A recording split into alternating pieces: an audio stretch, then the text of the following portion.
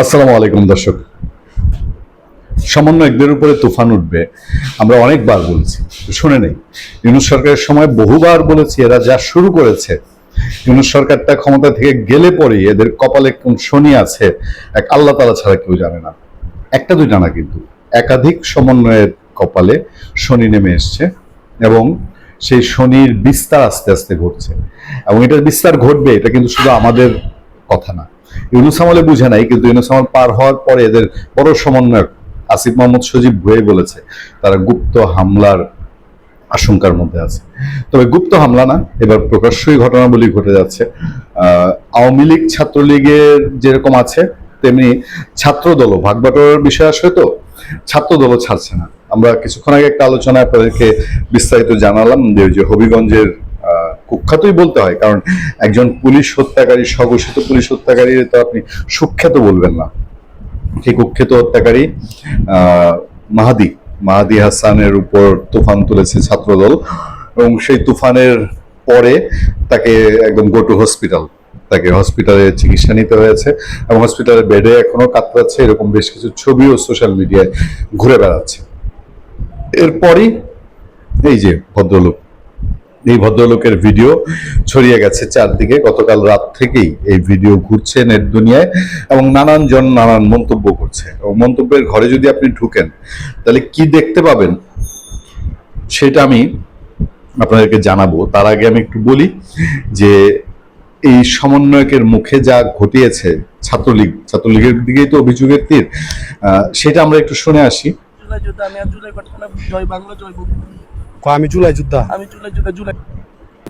হ্যাঁ, যদিও জোর করে এভাবে জয় বাংলা বলানো, জোর করে এই ধরনের পরিস্থিতি তৈরি করা, সমন্বয়করা কম বেশি সবাই অপরাধ করেছে। ফলে অদূর ভবিষ্যতে বিচারের জন্যই রেখে দেওয়া ভালো, আইন নিজের হাতে তুলে নেওয়া কখনোই কাম্য নয়। এবং ছাত্রলীগ যদি এই ধরনের কাজকর্ম করে, আমরা নিঃসন্দেহে বলি যে সমন্বয়করা অন্যায় করেছে বলেই ছাত্রলীগও অন্যায় করবে। এইসব যদি করতে থাকে তাহলে এটার ফল আবার ভালো হয় না এবং স্যাবোটাজ ঘটবে। কারণ এই সমন্বয়কদের যারা গুরু, তারা তো আসলে ঠিক জুতের মানুষ না।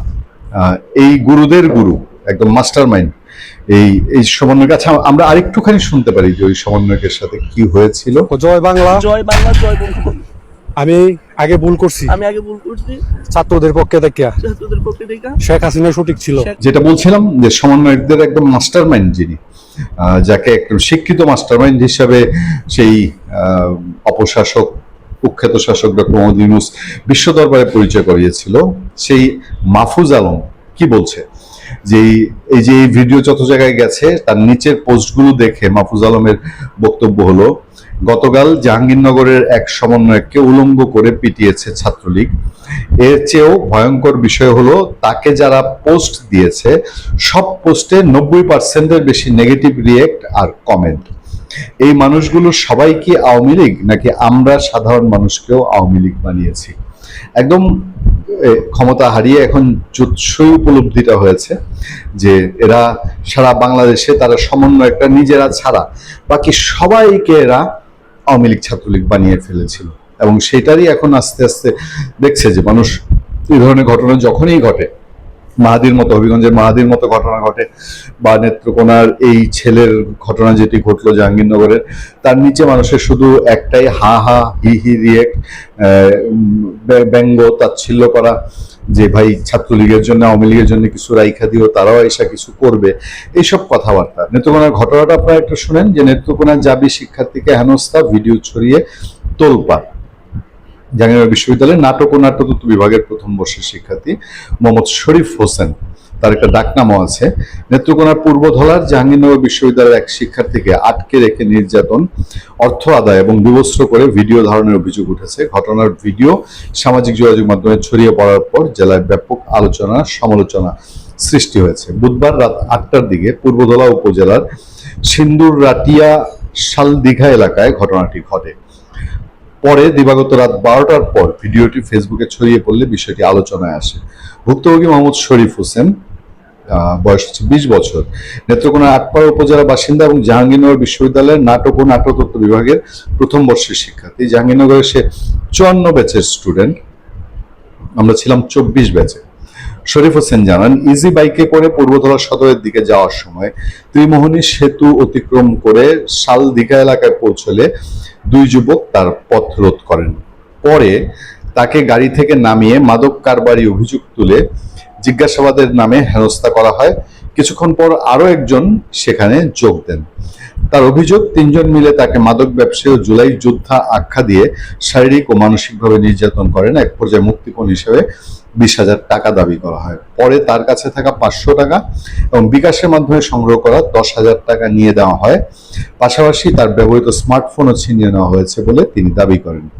অভিযোগ রয়েছে, নির্যাতনের এক পর্যায়ে তাকে বিবস্ত্র করে ভিডিও ধারণ করা হয় এবং তাকে বলতে বাধ্য করা হয়, আমি জুলাইয়ের ছাত্রদের পক্ষে অবস্থান নিয়ে ভুল করেছি, শেখ হাসিনাই ভালো ছিল, জয় বাংলা, জয় বঙ্গবন্ধু। পরে সেটি সামাজিক যোগাযোগ মাধ্যমে ছড়িয়ে দেওয়া হয়। শরীফ বলেন, ঘটনার সময় চারপাশ অন্ধকার থাকায় কাউকে শনাক্ত করতে পারিনি। কারো বিরুদ্ধে আমার ব্যক্তিগত কোনো সন্দেহ নেই, আমি কোনো রাজনৈতিক কর্মকাণ্ডের সঙ্গে জড়িত নই। ঘটনার পর থেকে চরম মানসিক ও নিরাপত্তাহীনতায় ভুগছি। ভাইরাল হওয়া ভিডিওতে দেখা যায় বিবস্ত্র অবস্থায় শরীফকে বিভিন্ন বক্তব্য দিতে বাধ্য করা হচ্ছে। এ সময় তাকে কান্নারত অবস্থায়ও দেখা যায়। ঘটনাটি নিয়ে সামাজিক যোগাযোগ মাধ্যমে নিন্দা জানিয়েছেন জাতীয় নাগরিক পার্টি এনসিপির বিভিন্ন পর্যায়ের নেতারা। তারা জড়িতদের দ্রুত শনাক্ত করে আইনের আওতায় আনার দাবি জানিয়েছেন। এ বিষয়ে নেত্রকোনা পুলিশ সুপার মোহাম্মদ তরিকুল ইসলাম জানান, সামাজিক যোগাযোগ মাধ্যমে বিষয়টি জানার পরপরই ভুক্তভোগী শিক্ষার্থীকে পুলিশি নিরাপত্তার আওতায় নেওয়া হয়। তার বক্তব্য শোনা হয়েছে এবং প্রয়োজনীয় আইনগত ব্যবস্থা গ্রহণের প্রক্রিয়া শুরু হয়েছে। ঘটনাস্থল পূর্বধলা থানার আওতাধীন হয়, সেখানে অভিযোগ দেওয়ার পরামর্শ দেওয়া হয়েছে। তদন্তের মাধ্যমে জড়িতদের শনাক্ত ও গ্রেফতারের চেষ্টা চলছে বলেও জানান তিনি। আমরা আরো যেসব তথ্য পেয়েছি যে জাহাঙ্গীরনগর বিশ্ববিদ্যালয়ের নাটক ও নাট্যতত্ত্ব বিভাগের 54তম ব্যাচের শিক্ষার্থী ও জুলাই যোদ্ধা মোহাম্মদ শরীফ হোসেন, তার ডাকনাম হচ্ছে রুশান। রুশানের উপর নেত্রকোনা আটপাড়া উপজেলায় নিষিদ্ধ সংগঠন ছাত্রলীগের নেতাকর্মীরা অতর্কিতে হামলা চালিয়েছে। এটা ঘটনাটা ঘটার কিছুক্ষণ পরেই ফেসবুকে পোস্ট দেওয়া হয়েছিল।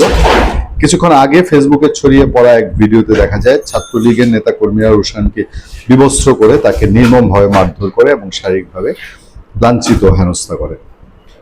আমরা একটা কথা বলেছিলাম অনেক আগে যে যদি ছাত্রলীগ আওয়ামী লীগের বিষয়টা রাজনৈতিক সুরাহা না করা হয়, তাহলে দেশের ভেতরে একটা বড় রকম বিশৃঙ্খলা তৈরি হতে পারে।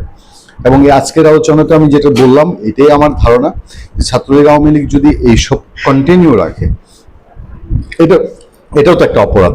যত বিচারেই বলেন না কেন, এটা একটা অপরাধ। এই রোশানের সঙ্গে যেটি করা হয়েছে এটা অপরাধ। কারণ তারা কখনো কোনোদিন যদি বাংলাদেশের মানুষ আওয়ামী লীগকে বা তাদের সহযোগী সংগঠনকে অ্যাকসেপ্ট করে, তাহলে ভোটের মাধ্যমে যদি কখনো তারা ক্ষমতায় আসে, তাদের কাছে যদি মনে হয় যে রোশানরা সেই জুলাই যোদ্ধা নাম দিয়ে তারা দেশে অরাজকতা চালিয়েছে, লুটপাট করেছে, তারপরে আমি জানি না এই সমন্বয়ক রোশান তার এলাকায় বা জাহাঙ্গীরনগরে সে সমন্বয়ক হওয়ার পরে অন্যান্য সমন্বয়করা যেরকম অন্যায়, অপরাধ, চোরাচালান, স্মাগলিং, চাঁদাবাজিতে জড়িত হয়েছিল, রোশানও কি তার ক্ষমতার সময় এরকম করেছে কিনা? নাহলে তার প্রতি কেন ছাত্রলীগ যে বলা হচ্ছে তাদের এত রোষ, এত ক্ষোভ, এত ঘৃণা তৈরি হয়েছে? তবে নিঃসন্দেহে এটা আইন শৃঙ্খলা বাহিনীর হাতে যাওয়ার মতন, এবং আইন শৃঙ্খলা বাহিনী ভবিষ্যতে যেন বড় স্যাবোটাস না হয় এবং আওয়ামী লীগ ছাত্রলীগও এই ধরনের ঘটনা ভবিষ্যতে না ঘটায়, তার জন্য এগুলো আইনের আওতায় আনা উচিত। এবং এখানে যেখানে ছাত্রলীগ আওয়ামী লীগের রাজনৈতিক কর্মকাণ্ড নিষিদ্ধ এবং তারা যেটা করার চেষ্টা করে ঝটিকা মিছিল, ওগুলো করলেও পুলিশের তাড়ার মুখে পড়ে। নেত্রকোনাও বেশ কয়েকবার মিছিল করেছে, সেখানে উল্টো কেন এই ধরনের অপরাধ বা এই ধরনের ঝুঁকিপূর্ণ কাজ টেনে এনে নিজেদের মাথায় আরো দায় নিতে চাচ্ছে, সেটা বোধগম্য নয়। ভালো থাকবেন, সুস্থ থাকবেন। আপনাদের সাথে আমি আতিক রহমান, পূর্ণিয়া।